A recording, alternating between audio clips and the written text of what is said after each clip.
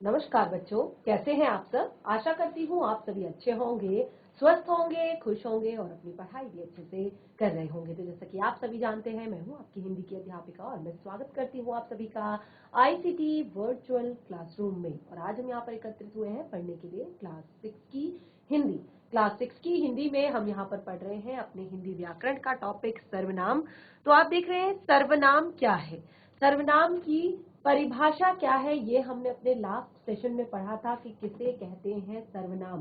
तो सर्वनाम किसे कहते हैं? संज्ञा के स्थान पर प्रयोग किए जाने वाले शब्दों को सर्वनाम कहते हैं। ये हमने सर्वनाम की परिभाषा लिखी थी यहाँ पर अपनी कॉपी में लास्ट सेशन में।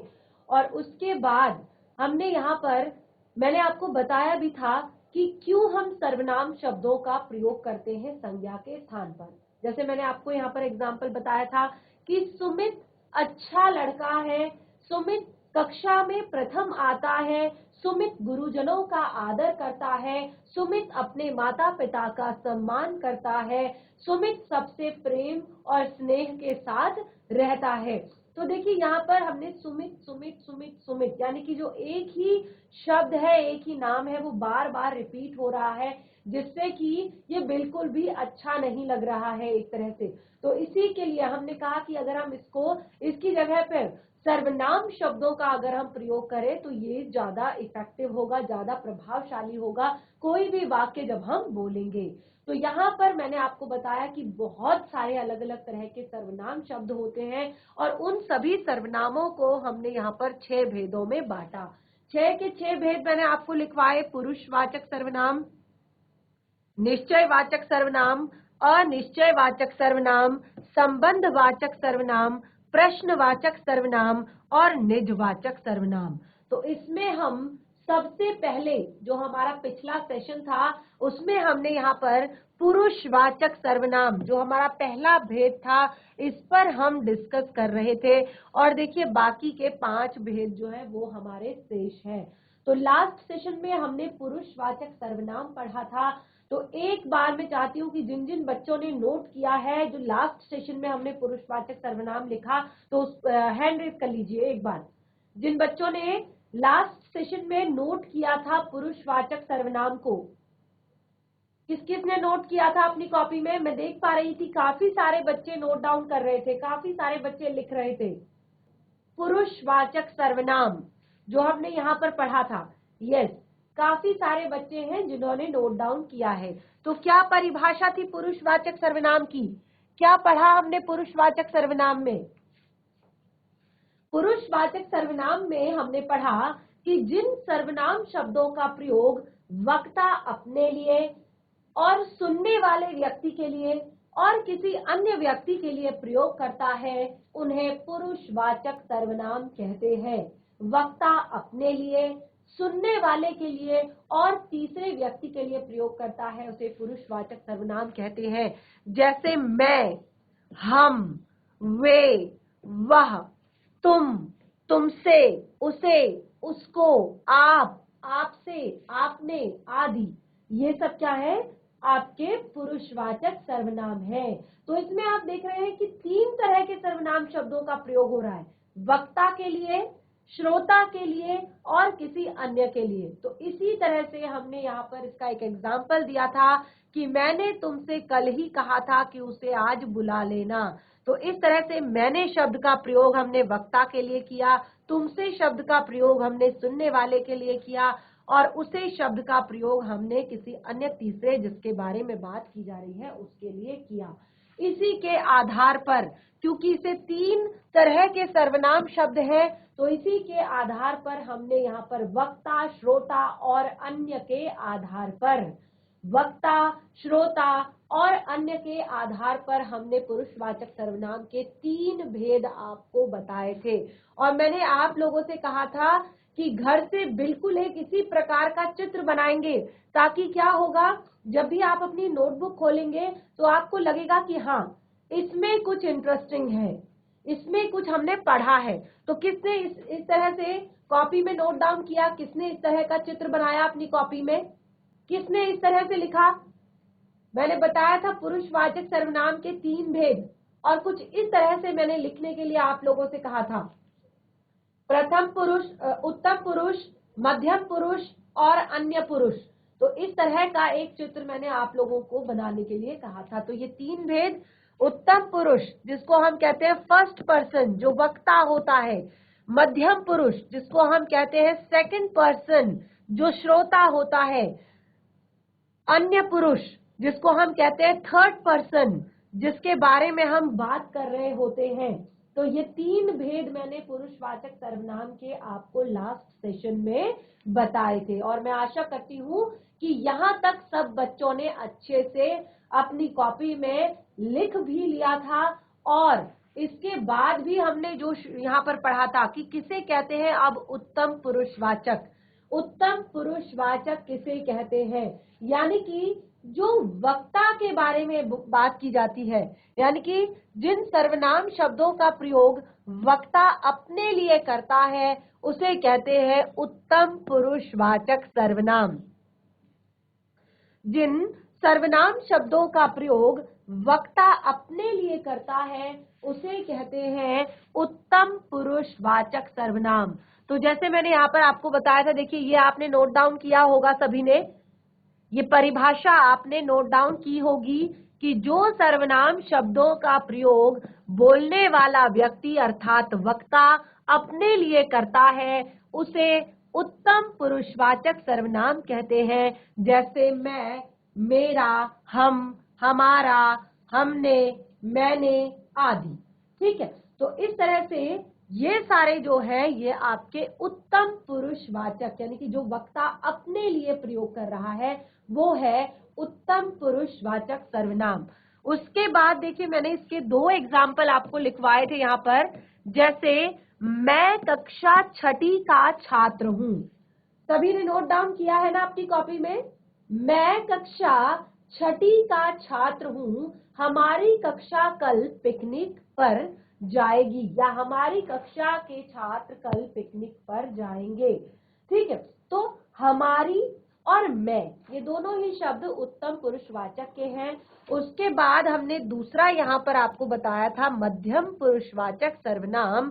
तो मध्यम में मैंने बताया कि जिन सर्वनाम शब्दों का प्रयोग वक्ता जो होता है वो सुनने वाले के लिए अर्थात श्रोता के लिए करता है उन्हें मध्यम पुरुषवाचक सर्वनाम कहते हैं। जैसे मैं यहाँ से बोल रही हूँ तो मैं वक्ता हूँ। अगर मैं कोई भी चीज मैं आपसे कह रही हूँ कि आप अपनी कॉपी में नोट डाउन करो, तो मैं आपका वक्ता हूँ और आप क्या है, श्रोता है। ठीक है, तो श्रोता यानी कि जो मध्यम पुरुषवाचक सर्वनाम है वो वक्ता जिन शब्दों का प्रयोग श्रोता के लिए करता है। तो मैं आपके लिए कौन कौन से शब्द प्रयोग करती हूँ, आप, तुम, तुम्हारा, तुम्हारी, आपका आदि। तो ये सारे शब्द हैं मध्यम पुरुषवाचक सर्वनाम। ये क्या है, मध्यम पुरुषवाचक सर्वनाम। जैसे मैं कहूंगी कि आपने तो कल मिठाई लाने के लिए कहा था, आपने तो कल मिठाई लाने का वादा किया था। आप लोग तो कल मिठाई लाने का वादा कर रहे थे पर आप तो लाए ही नहीं। ठीक है, तो आपने, आपने शब्द है मध्यम पुरुषवाचक। अगर मैं कहूं तुमने कल मिठाई लाने का वादा किया था, तो तुमने शब्द भी आपका मध्यम पुरुषवाचक सर्वनाम है। और इसी तरह से दूसरा एग्जाम्पल यहाँ पर मैंने जो बताया आपको कि तुम भी हमारे साथ पिकनिक चलना, हमारी कल कक्षा कल के छात्र कल पिकनिक पर जाएंगे, हमारी अर्थात उत्तम पुरुष, तुम भी हमारे साथ पिकनिक पर चलना, तुम भी, तुम यानी कि मध्यम पुरुषवाचक सर्वनाम।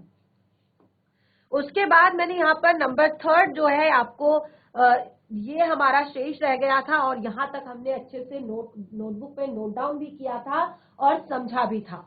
तो अन्य पुरुषवाचक सर्वनाम क्या होता है, जब वक्ता अर्थात जो बोलने वाला व्यक्ति होता है वो जिन सर्वनाम शब्दों का प्रयोग सुनने वाले से किसी अन्य के लिए, यानी कि वो जिसके बारे में बात हो रही हो।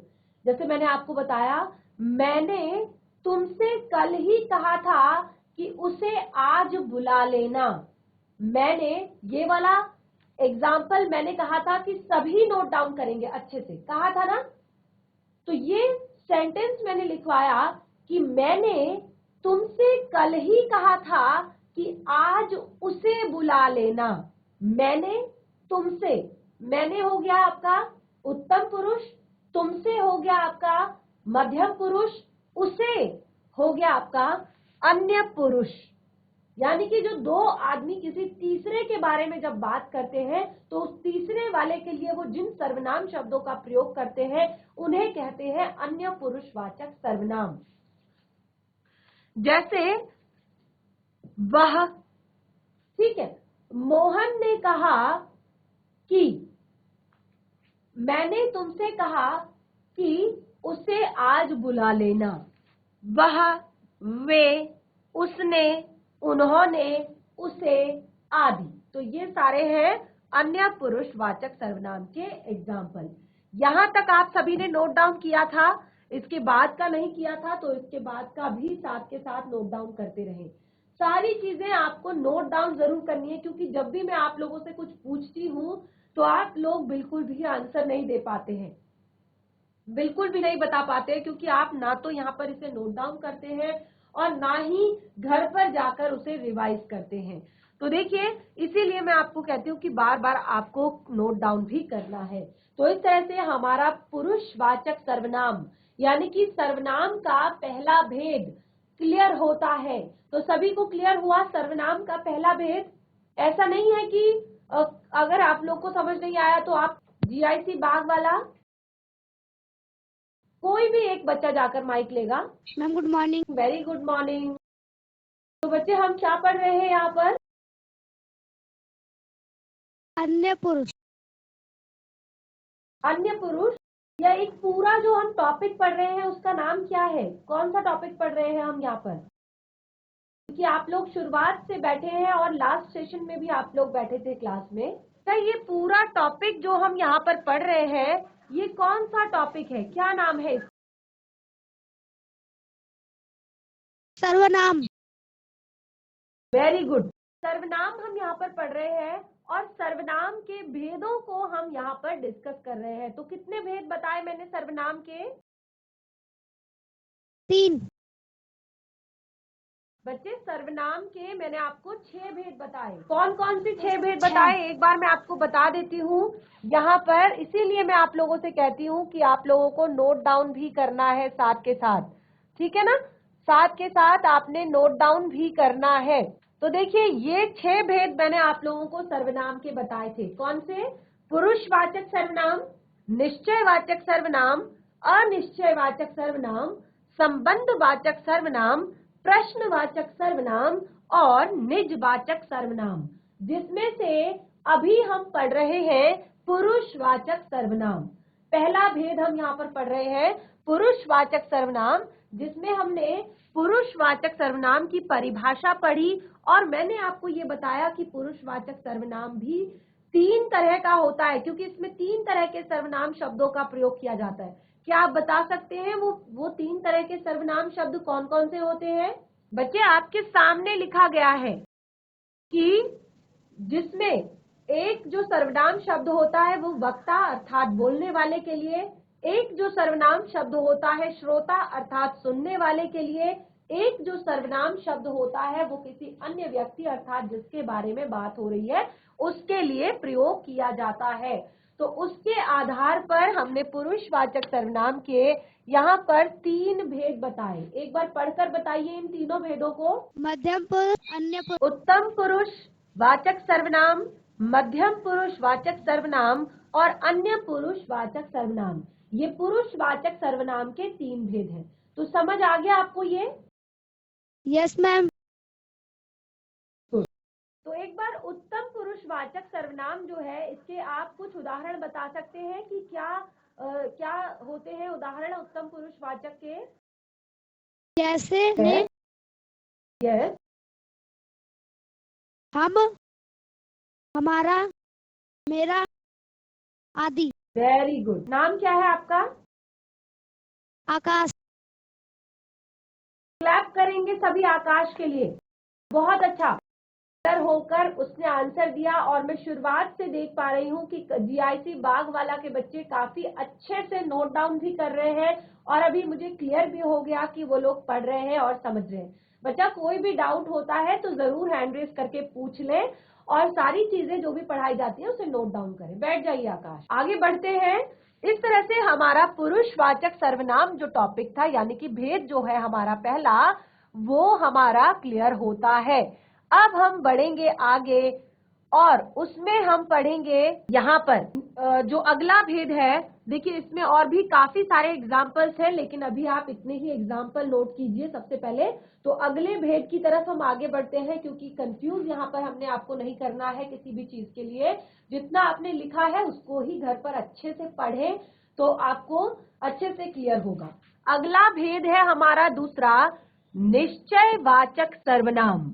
निश्चयवाचक, निश्चय का क्या अर्थ होता है? निश्चय का अर्थ होता है जो निश्चित होता है, जो फिक्स होता है। ठीक है, तो यहाँ पर दूसरा भेद लिखेंगे निश्चयवाचक सर्वनाम और उसकी परिभाषा लिखेंगे, किसी निश्चित वस्तु या प्राणी का बोध कराने वाले सर्वनाम शब्दों को, किसी निश्चित वस्तु या प्राणी का बोध कराने वाले सर्वनाम शब्दों को निश्चयवाचक सर्वनाम कहते हैं। ठीक है, और इन्हें संकेतवाचक सर्वनाम भी कहा जाता है। क्यों कहा जाता है संकेतवाचक सर्वनाम? क्योंकि इसमें दो तरह के शब्द आते हैं, जैसे यह और वह। यह और वह, तो जैसे मैं आपको बताऊंगी, यह मेरी कलम है, वह मेरा विद्यालय है, यह मेरा सगा भाई है। तो एक तरह से हम क्या कर रहे हैं? संकेत कर रहे हैं, बता रहे हैं। तो इसीलिए इसे संकेतवाचक सर्वनाम भी कहते हैं।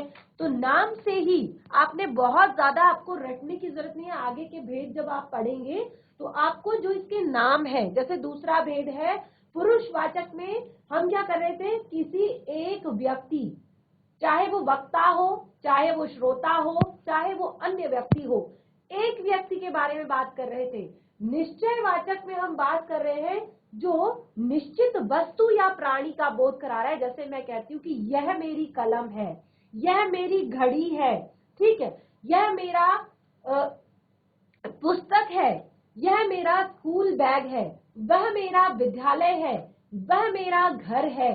ठीक है, तो मैं किसी एक फिक्स चीज को, यह मेरा सगा भाई है, ये मेरा बेस्ट फ्रेंड है, ठीक है, तो ये चीजें हम यहाँ पर किसी निश्चित वस्तु और निश्चित प्राणी के बारे में जहां पर हम बात करते हैं, यह मेरा सगा भाई है और वह मेरा विद्यालय है, यह मेरी किताब है, वह मेरी कलम है। ठीक है, तो इस तरह से आप इसके एग्जाम्पल लिखेंगे।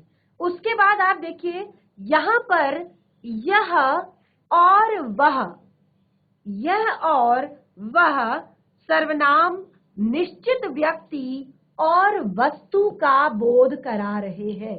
जैसे मैंने कहा, यह मेरा सगा भाई है, वह मेरा विद्यालय है। ठीक है, तो निश्चित चीजों की ओर यहाँ पर आपको बताया जा रहा है, यानी कि आपको फिक्स किया जा रहा है, नाम बताया जा रहा है कि ये चीज ये है। ठीक है, कोई भी कंफ्यूजन नहीं है। तो इसीलिए इसको हमने कहा निश्चित पुरुष, निश्चित निश्चयवाचक सर्वनाम।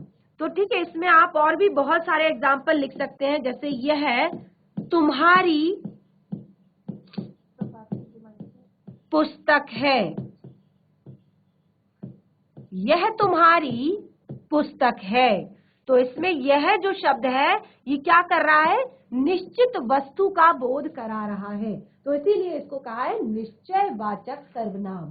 ठीक है, तो इस तरह से देखिए निश्चयवाचक सर्वनाम में बहुत सारी ज्यादा चीजें यहाँ पर नहीं है। अब देखिए दो चीजें जो थी वो मैंने आपको बता दी और इसमें ये आपका यहाँ पर निश्चयवाचक सर्वनाम जो है क्लियर होता है। दूसरा भेद आपका बहुत ही ज्यादा इजी है, केवल पुरुषवाचक सर्वनाम में आपने 3 भेद याद करने हैं, बाकी निश्चयवाचक सर्वनाम आपका यहाँ पर क्लियर होता है। तो नाम से ही क्लियर हो रहा है कि किसी निश्चित वस्तु प्राणी का बोध कराने वाले जो सर्वनाम शब्द है उन्हें निश्चयवाचक सर्वनाम कहते हैं। और क्योंकि ये संकेत करके भी बताते हैं यह और वह, इसीलिए इसे संकेतवाचक सर्वनाम भी कहते हैं। क्लियर हुआ सभी को? निश्चयवाचक सर्वनाम क्लियर हुआ सभी को? आगे बढ़ते हैं अपने तीसरे भेद की तरफ। तीसरा भेद मैंने क्या बताया था आपको, आप सभी ने कॉपी में नोट डाउन किया है। तीसरा भेद मैंने बताया आपको अनिश्चयवाचक सर्वनाम। तीसरा भेद है अनिश्चयवाचक सर्वनाम। अब देखिए, जहां मैंने निश्चित वाचक सर्वनाम बताया आपको, तो ये उसका जस्ट अपोजिट है।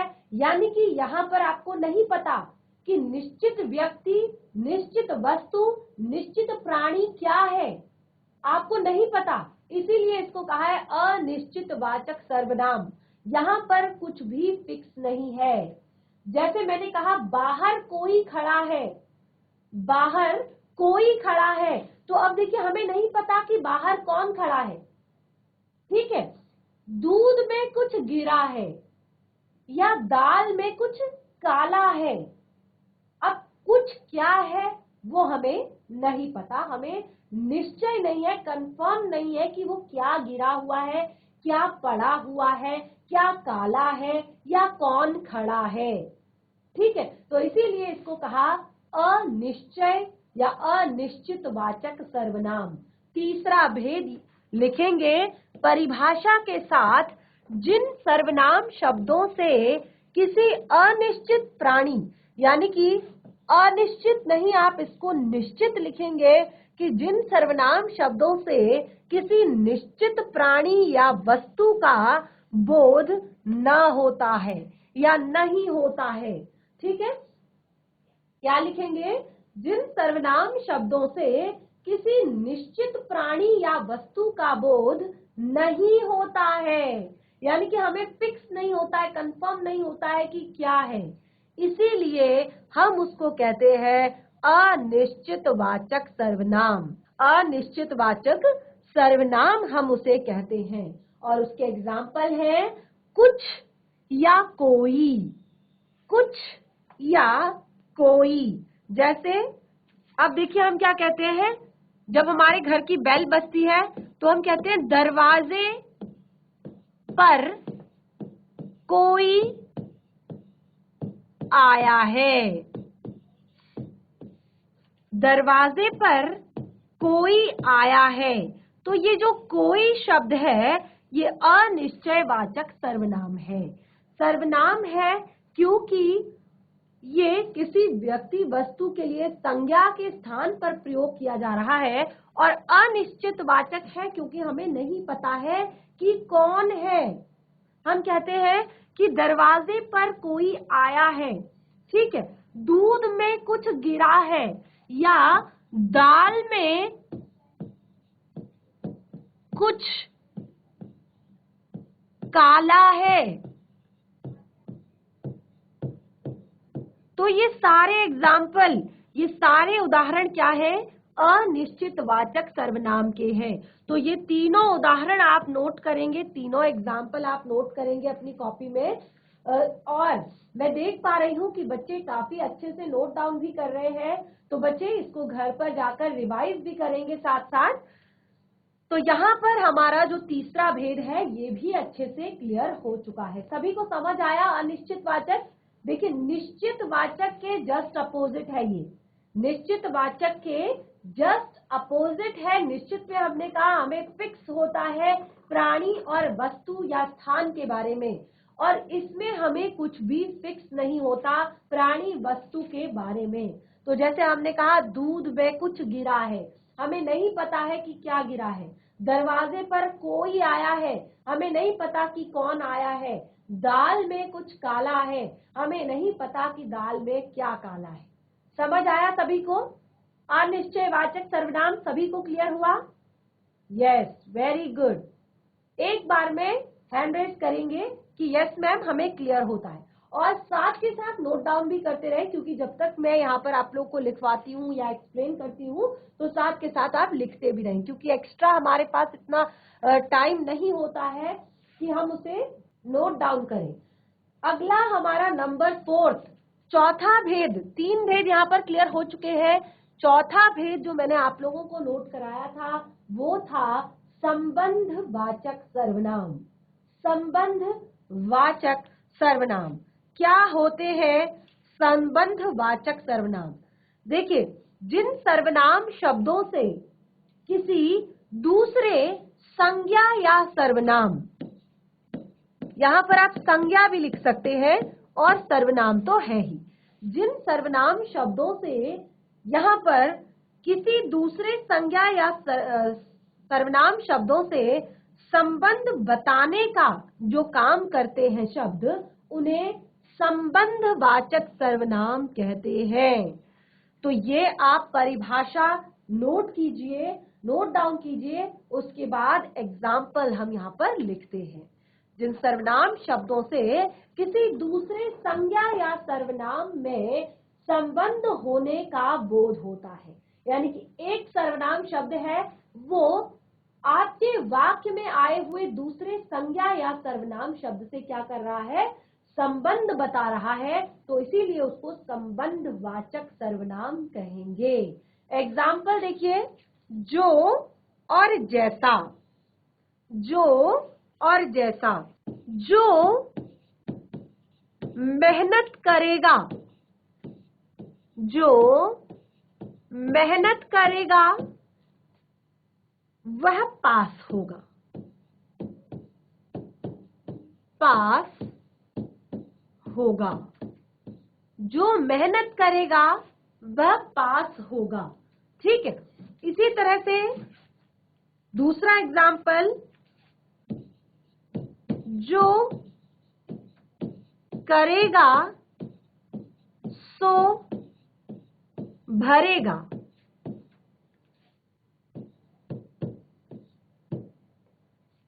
जो करेगा सो भरेगा। ठीक है, जैसा बोओगे वैसा काटोगे, जैसी करनी वैसी भरनी। ठीक है, तो इस तरह के बहुत सारे एग्जाम्पल हैं यहाँ पर संबंधवाचक सर्वनाम के, जो आप थोड़ा बहुत घर से खुद करके लाएंगे और जितना भी हमने आज पढ़ा है उसको घर पर रिवाइज करेंगे। यानी कि सर्वनाम में आज हम काफी चीजें पढ़ चुके हैं। सर्वनाम की परिभाषा हमें यहाँ पर क्लियर हो गई है। सर्वनाम के 6 भेदों को हम यहाँ पर मैंने आप लोगों को बताया है, जिसमें से 4 भेदों को हम यहाँ पर डिस्कस कर चुके हैं। तो चारों के चारों भेदों को अच्छे से घर कर आएंगे और इन एग्जाम्पल्स को भी यहाँ पर कुछ और एग्जाम्पल्स लिखेंगे इस तरह के। ठीक है, जैसा करोगे वैसा भरोगे, यानी कि जैसी करनी वैसी भरनी। तो इस तरह से और भी बहुत सारे एग्जाम्पल्स आप यहाँ पर लिखकर ला सकते हैं। इसके आगे के टॉपिक को कंटिन्यू करेंगे हम अपने नेक्स्ट सेशन में, और साथ ही कुछ अभ्यास के प्रश्नों को भी डिस्कस करेंगे सर्वनाम से संबंधित। और मैं आशा करती हूँ कि आज का सेशन आप सभी को पसंद आया होगा। जो भी पढ़ा है उस पर रिवाइज करें। हम मिलेंगे अपने नेक्स्ट सेशन में, तब तक के लिए धन्यवाद। आपका दिन शुभ हो।